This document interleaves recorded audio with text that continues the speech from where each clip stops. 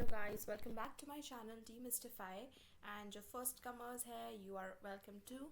So अब हम लोग पार्ट 3 पे मूव कर रहे हैं of chapter 1.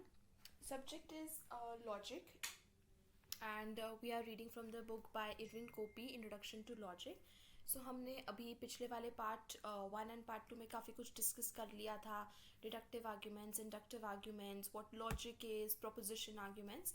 सो हम लोग उसके साथ अब आगे बढ़ रहे हैं. हमारे पिछले वाले वीडियो तक हमने बहुत कुछ डिस्कस करा था about validity and truth also, लेकिन उसकी डीप अंडरस्टैंडिंग अब हम लोग लेने वाले हैं.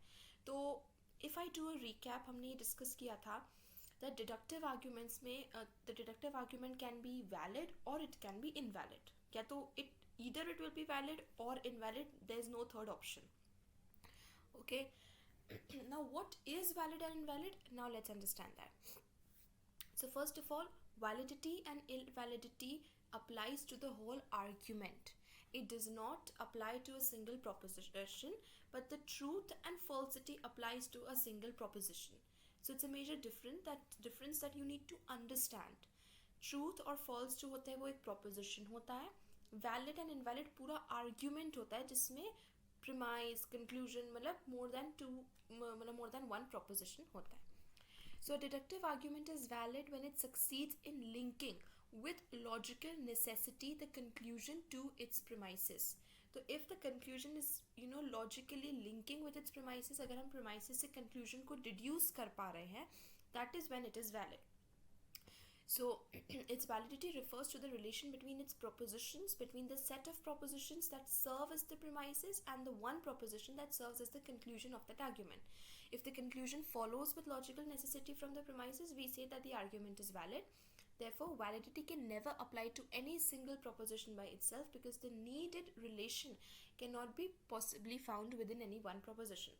तो validity basically एक relation है. Validity और invalidity is kind of like the relation between a premise and a conclusion. तो अगर वो conclusion logical necessity के साथ उससे follow हो पा रहा है, deduce हो पा रहा है, then it is valid. If not, then it is invalid. तो validity and invalid is a relation.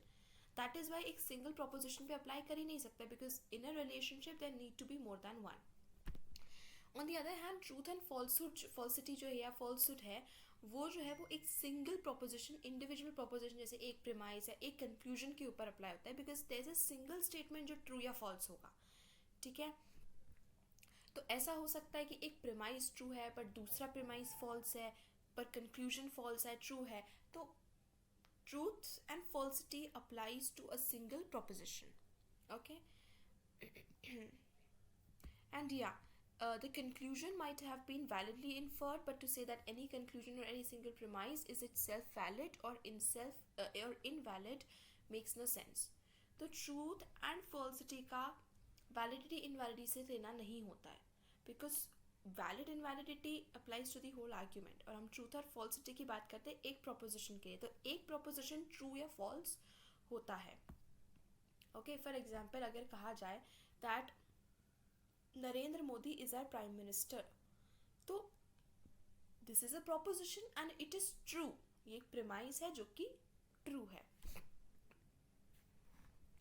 Truth is the attribute of these propositions that assert what really is the case. When I assert that Lake Superior is the largest of the 5 Great Lakes, I assert what really is the case, what is true. If I had claimed that Lake Michigan is the largest of the Great Lakes, my assertion would not be in accord with the real world, therefore it would be false. तो truth और falsity जो है वो individual proposition या statement के होते हैं, जबकि validity invalidity जो है वो arguments के attribute होते हैं.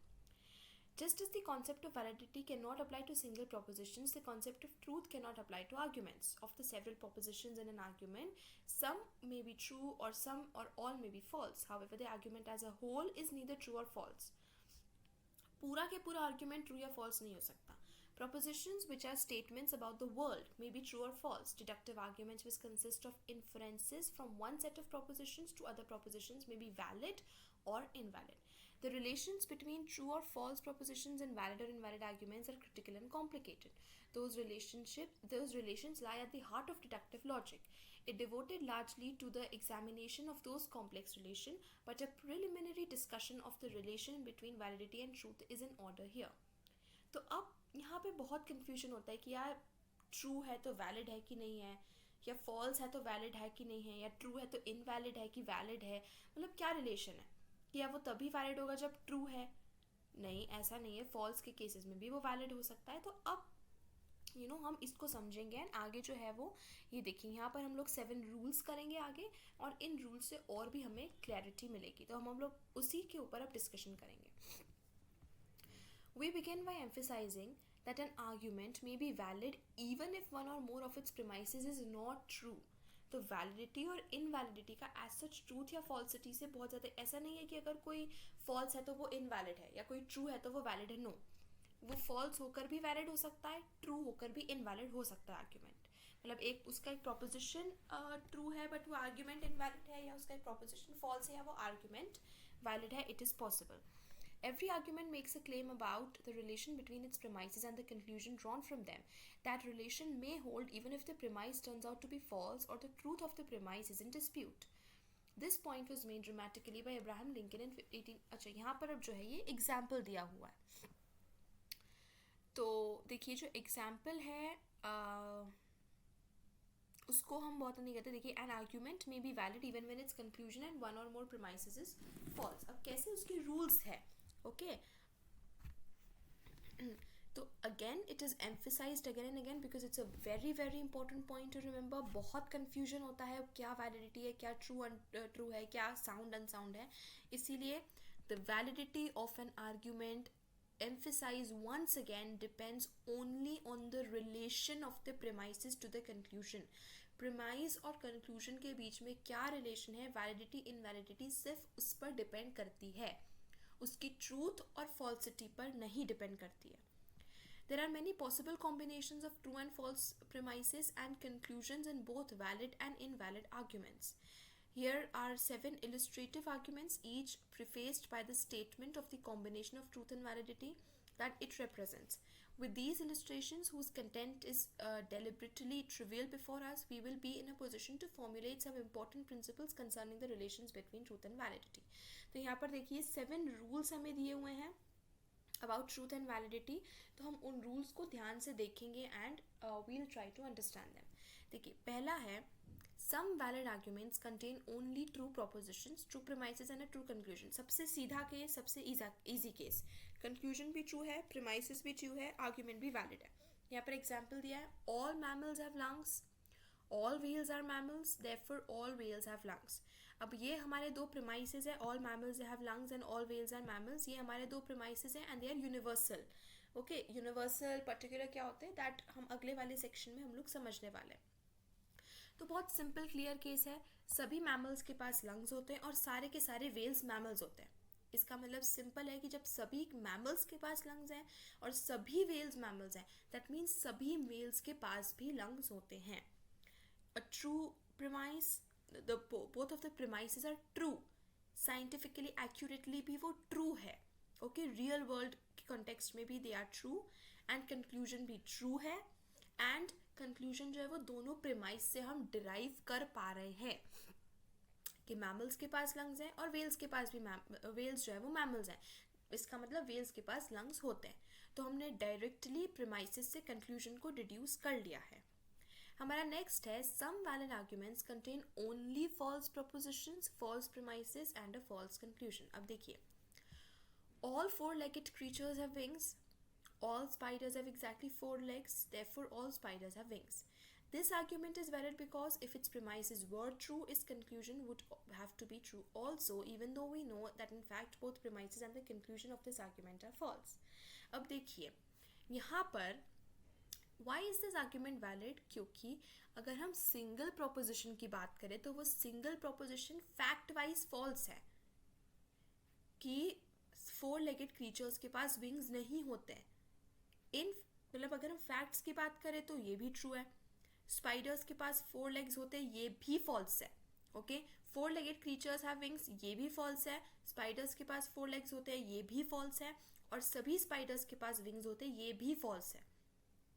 All 3 are false. प्रीमाइसेस भी फॉल्स है, कंक्लूजन भी फॉल्स है, ठीक है. The upper 2 premises they are also, both of them are false and the conclusion is also false. लेकिन ये वैलिड इसलिए है because we can directly derive the conclusion from the premises. अगर ये प्रीमाइसेस ट्रू होते तो कंक्लूजन भी automatically true होता. मतलब अगर आप सिर्फ और सिर्फ if you forget the facts and if you only look at this one argument, आप अगर आप फैक्ट्स को एक मिनट के लिए भूल कर और सिर्फ इस आर्ग्यूमेंट पर देखेंगे तो according to the premises presented the conclusion has to be true. तो ऐसे फैक्ट वाइज वो कंक्लूजन फॉल्स है, लेकिन ये वैलिड इसलिए है क्योंकि दोनों प्रीमाइसेस से हमें डायरेक्ट कंक्लूजन निकल रहा है. हम दोनों प्रीमाइसेस पढ़ के सीधे सीधे बोल सकते हैं येस द कंक्लूजन सही है कि स्पाइडर्स के पास विंग्स होते हैं, ऑल्दो इन फैक्ट वो फॉल्स है, but they are valid. So there is a difference. Validity जो है वो एक आर्ग्यूमेंट पे अप्लाई करती है क्योंकि वो प्रीमाइस और कंक्लूजन का रिलेशन बताती है कि क्या हमें कंक्लूजन जो है वो डायरेक्टली हम प्रीमाइस से हमें मिल रहा है कि नहीं मिल रहा है, वो उस चीज़ का कंसर्न करती है. और ट्रूथ और फॉल्सिटी जो है वो एक सिंगल प्रोपोजिशन पे. हमारा थर्ड रूल है some invalid arguments contain only true propositions, all their premises are true and their conclusion are true as well. अब देखिए, अब सब ट्रू है, मतलब प्रीमाइस भी ट्रू है, कंक्लूजन भी ट्रू है, लेकिन फिर भी आर्ग्यूमेंट इनवैलिड है. क्यों? If I owned all the gold in Fort Knox then I would be wealthy. I do not own all the gold in Fort Knox, therefore I am not wealthy. अब देखिए, इसका conclusion of this argument does not follow from its two premises. This will be seen more clearly when the immediate following illustrations is considered. क्यों? देखिए, अगर मेरे पास fort Knox में सभी सोना होता तब मैं वेल्दी होती. ओके, मेरे पास पूरा सोना नहीं है, मतलब मैं अमीर नहीं हूँ. अब ये क्यों इनवैलिड है? देखिए, हम आगे पढ़ते हैं, उससे हमें समझ आएगा. Some invalid arguments contain only true premises and have a false conclusion. This is illustrated by an argument exactly like the previous one, changed only enough to make the conclusion false. अब देखिए, if Bill Gates owned all the gold in Fort Knox then Bill Gates would be wealthy. Bill Gates does not own all the gold in Fort Knox, therefore Bill Gates is not wealthy. These premises of the arguments are true, but its conclusion is false. Such an argument cannot be valid because it is impossible for the premises of a valid argument to be true and its conclusion to be false. अब देखिए यहाँ पर क्या हुआ है. इस वाले में जो थर्ड रूल है, इसमें सभी propositions are true. Both the premises are also true and the conclusion is also true. लेकिन दिस इज़ इनवैलिड क्योंकि हम प्रीमाइसेस से कंक्लूजन को इन्फर नहीं कर पा रहे हैं. जब हम इफ़ एंड देन की रिलेशनशिप, जब हम इफ़ देन प्रोपोजिशंस की बात करते हैं, यहाँ पे इसको वैलिड बनाने के लिए क्या चेंज होता, वो मैं अगर आपको बताऊँ, then you will understand why this argument is invalid.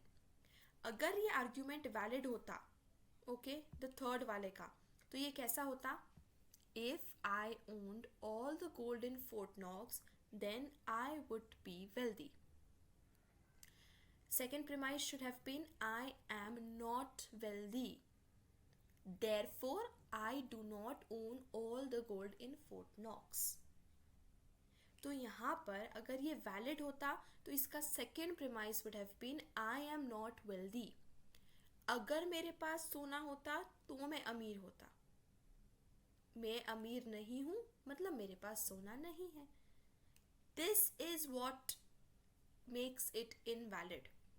अगर मेरे पास सोना होता तो मैं अमीर होता और मेरे पास सोना नहीं है तो मैं अमीर नहीं हूँ. दिस इज़ इनवैलिड क्योंकि जब हम इफ़ और देन की बात करते हैं ऐसे रिलेशन में, मतलब ऐसे केसेस में, देखिए ये पूरा के पूरा इनवैलिड है क्योंकि हम दोनों के प्रीमाइसेस से कंक्लूजन पे डिराइव नहीं कर पा रहे हैं. अब यहाँ पर invalid argument contain only true premises and have a false conclusion. तो यहाँ पर क्या हो गया? इतना सा अंतर है कि यहाँ पर तीनों ट्रू है और यहाँ पर ऊपर के दोनों ट्रू है बट तीसरा वाला फॉल्स है. बट स्टिल ये इनवैलिड है फॉर द सेम रीज़न. इसको वैलिड बनाना होता तो ये कैसे बनता? If Bill Gates owned all the gold in Fort Knox then Bill Gates would be wealthy. Bill Gates is not wealthy, मतलब ये सॉरी ये जो है दिस इज इनवैलिड क्योंकि हाँ, इफ बिल गेट्स, मतलब इट्स द सेम केस अपर वाले की जैसे ये थर्ड वाला है, फोर्थ वाले का सेम केस है. द ओनली डिफरेंस इज कि यहाँ पर conclusion is false, that Bill Gates is not wealthy, Bill Gates is wealthy. Okay okay Some valid arguments have false premises and a true conclusion. All fishes are mammals. All whales are fishes. Therefore all whales are mammals. देखिए यहाँ पे whales mammals तो होते हैं, लेकिन सभी fishes mammals नहीं होते और सभी whales fishes नहीं होते. But this argument is valid क्योंकि हम directly premise से conclusion पर derive कर पा रहे हैं. The conclusion of this argument is true as we know. Moreover, it may be validly inferred from these two premises, both of which are widely false. तो भले ही premises दोनों false है, लेकिन जब हम premise और conclusion का relationship देखेंगे, then it is valid. क्योंकि हम दोनों premise से directly derive कर पा रहे हैं that conclusion is true. Okay, premise भले ही false है, लेकिन relationship जो है वो उसको true बना रहा है. प्रेमाइस और कंक्लूजन का रिलेशनशिप जो है वो उस आर्ग्यूमेंट को ट्रू बना रहा है, भले ही individually the premises are false. Sixth rule is some invalid arguments also have false premises and a true conclusion. all mammals have wings. all whales have wings. therefore all whales are mammals. Okay, अब देखिए ये तो मतलब ठीक है, सभी mammals के पास wings होते हैं और सभी whales के पास भी wings होते हैं. Therefore all whales are mammals. We cannot say that. सभी mammals के पास wings होते हैं और सभी whales के पास भी wings होते हैं, लेकिन इसका मतलब ये ज़रूरी नहीं कि whales mammals होंगे ही होंगे. It can be कि mammals के पास भी wings है और whales के पास भी wings है. ये possible है, लेकिन ये ज़रूरी नहीं कि अगर mammals के पास भी wings है और whales के पास भी wings है मतलब whales mammals ही होंगे. ठीक है, जैसे इट्स द सेम अगर हम इसको ऐसे इस केस में अगर करा जाए कि जैसे कि ठीक है, सभी मंकीज़ के पास भी आइज़ है, सभी ह्यूमंस के पास भी आइज़ है, मतलब सभी मंकीज़ ह्यूमंस हैं. Of course that is not true. क्यों? बिकॉज क्योंकि भले ही उन दोनों के पास आंखें, बट ज़रूरी नहीं कि दोनों ह्यूमंस ही होंगे. तो यहाँ पर इस केस में हमारे पास जो प्रीमाइसेस है वो फॉल्स है, लेकिन कंक्लूजन भले ही ट्रू है, लेकिन आर्ग्यूमेंट इनवैलिड है. बिकॉज जब हम प्रेमाइस और कंक्लूजन की रिलेशनशिप की बात करते हैं, the relationship does not stand corrected. ये रिलेशनशिप जो है हम प्रेमाइस से कंक्लूजन को डिराइव नहीं कर पा रहे हैं कि सभी वेल्स मैमल्स होते हैं, क्योंकि यहाँ पर हमारे पास नेसेसरी कंडीशन मीट नहीं हो रही है to say that whales are mammals.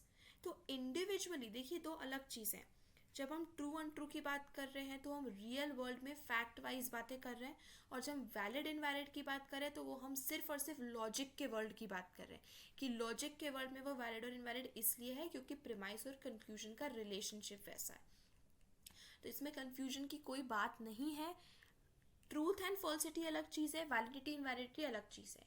ठीक है, बस ये है कि इसको सुन के, क्योंकि ये टर्म्स हमारे लिए ऐसे लगते हैं, क्योंकि इंग्लिश में जब हम इन टर्म्स का यूज़ करते हैं तो वैलिड एंड ट्रू को हम बहुत बार सिनोनिमसली यूज़ कर लेते हैं, इसलिए ये कन्फ्यूजन अराइज होता है, nothing else. If we go by the rules of logic, truth and falsity और वैलिडिटी इनवैलिडिटी में कोई कन्फ्यूजन नहीं होता है. So some invalid arguments of course contain all false propositions, false premises and a false conclusion. Like all mammals have wings, all whales have wings, therefore all mammals are whales. Again, तीनों false है, but ये argument invalid है. तो ये जो 7 examples हमने देखे, एक चीज़ को clear कर देता है कि valid arguments जो है उसमें false conclusion हो सकते हैं, इनवैलिड आर्ग्यूमेंट्स में ट्रू कंक्लूजन हो सकते हैं. तो ट्रूथ और फॉल्सिटी जो है वो आर्ग्यूमेंट की वैलिडिटी इनवैलिडिटी डिटरमिन नहीं कर सकता. और fact that an argument is valid इसका मतलब ये नहीं है कि कंक्लूजन ट्रू होगा. तो दोनों जो है वो एक दूसरे के ऊपर डिपेंडेंट नहीं है. अगर कोई आर्ग्यूमेंट वैलिड है इसका मतलब ज़रूरी नहीं है कि वो ट्रू होगा, और अगर कोई प्रोपोजिशन ट्रू है तो ज़रूरी नहीं है, मतलब अगर सारे प्रोपोजिशन ट्रू है तो ज़रूरी नहीं है कि वो वैलिड होगा. अब ये जो ऊपर के हमने जो 7 एग्जाम्पल्स पढ़े उसके लिए यहाँ पर एक टेबल बनाई गई है. तो पहले टेबल में हमें इनवैलिड आर्ग्यूमेंट्स पता चलते कि वो कैसे उसका पॉसिबल कॉम्बिनेशन हो सकता है. And the second table shows of, अच्छा there is only one table, I thought there are 2 tables. या देयर शुड बी 2 tables. अच्छा, there has been a mistake in the PDF. Okay. यहाँ पर इस PDF में एक मिस्टेक है, देखिए here it's page number 30 and directly यहाँ पर पेज नंबर 21 आ गया. It's okay. सो ये देखिए यहाँ पर इनवैलिड आर्ग्यूमेंट्स में हो सकता है कि true premise true conclusion, true premises false conclusion, false premises true conclusion, false premises false conclusion. इन चारों कॉम्बिनेशंस में वैलिड आर्ग्यूमेंट्स जो है वो इनवैलिड हो सकते हैं. Similarly when we talk about page number 31 कहाँ पर है, ये 30 के बाद ये देखिए ये वाला पेज हम देख सकते हैं कि ये 4 केसेस ये है. और वैलिड आर्ग्यूमेंट्स के केस में ट्रू प्रीमाइस ट्रू कंक्लूजन हो सकता है, लेकिन ट्रू प्रीमाइस और फॉल्स कंक्लूजन नहीं हो सकता. फॉल्स प्रीमाइस और ट्रू कंक्लूजन हो सकता है, फॉल्स प्रीमाइस और फॉल्स कंक्लूजन हो सकता है. सो ये रूल्स जो है it's important that you learn them. And मैं आपको एक बहुत अच्छा तरीका बताती हूँ, that learn it with examples. When you learn it with examples, अगर हम ये रूल्स को विथ एग्जाम्पल्स ये जो यहाँ पर दिए हुए हैं उसके साथ लर्न करते हैं तो हमारे डाउट्स बहुत जल्दी क्लियर होंगे. Okay. The one blank position in the second table exhibits a fundamental point. If an argument is valid and its premises are true, we may be certain that its conclusion is true also. To put it another way, if an argument is valid and its conclusion is false, not all of its premises can be true. Some perfectly valid arguments do have false conclusions, but any such argument must have at least one false premise. तो यहाँ पर देखिए बहुत लोग बोलेंगे अरे ऐसा कि ट्रू प्रीमाइस और फॉल्स कंक्लूजन है. इसलिए बहुत सिंपल सा रूल है कि अगर यहाँ पर प्रीमाइस ट्रू है, आर्ग्यूमेंट वैलिड है, तो अगर हम ये कह रहे कि चलो वैलिड आर्ग्यूमेंट मतलब क्या है कि दोनों प्रीमाइसेस से हम डायरेक्टली कंक्लूजन को फॉलो कर पा रहे हैं. तो अगर ऊपर के दोनों प्रीमाइसेस ही ट्रू है तो कंक्लूजन को तो ट्रू होना ही पड़ेगा ना, क्योंकि कंक्लूजन जो है वो हम प्रीमाइस से ही डिराइव कर रहे हैं या डिड्यूस कर रहे हैं. तो अगर आर्ग्यूमेंट वैलिड भी है और दोनों प्रीमाइसेस भी ट्रू है तो कंक्लूजन तो ऑटोमेटिकली ट्रू होना ही है, क्योंकि कंक्लूजन को हम लोग प्रीमाइसेस से ही डिड्यूस कर रहे हैं. So this is a one very simple rule. When an argument is valid and all of its premises are true, we call it sound. The conclusion of a sound argument obviously must be true, and only a sound argument can establish the truth of its conclusion. If a deductive argument is not sound, that is, if the argument is not valid, or if not all of its premises are true, it fails to establish the truth of its conclusion, even if in fact the conclusion is true. To test the truth or falsehood of premises is the task of science in general, because premises may deal with any subject matter at all. The logician is not professionally interested in the truth or falsehood of propositions so much as in the logical relations between them. By logical relations between propositions, we mean those relations that determine the correctness or incorrectness of the arguments in which they occur. The task of determining the correctness or incorrectness of arguments falls squarely within the province of logic. The logician is interested in the correctness even of arguments whose premises may be false. So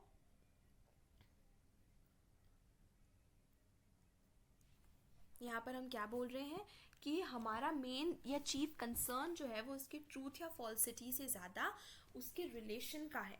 मतलब scientifically या real world के हिसाब से वो कितना true या false है उससे ज़्यादा हमारा कंसर्न जो है वो हमारे उसके रिलेशन का है, जो उसका लॉजिकल रिलेशन है.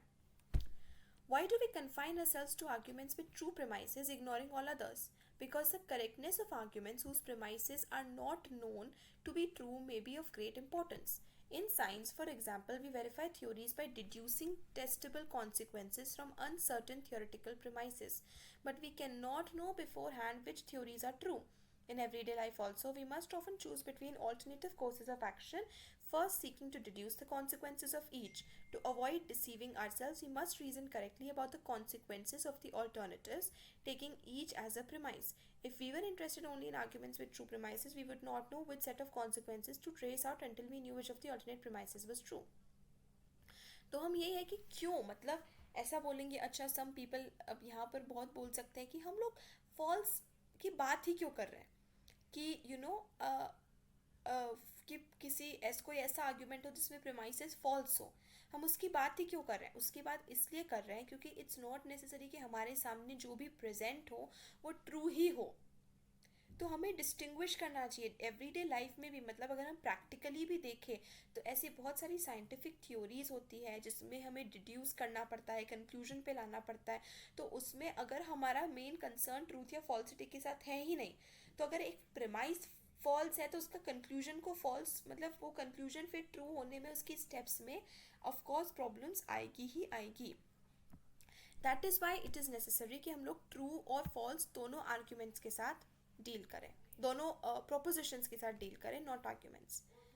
अच्छा, for each of the argument descriptions provided below, construct a deductive argument on any subject of your choosing of an on having only true premises। अब देखिए हमें इसमें करना क्या है, हर एक argument for each of the argument descriptions provided below construct a deductive argument on any subject of your choosing having only true premises. अच्छा, दैट मीन्स एक सेकेंड, ओके।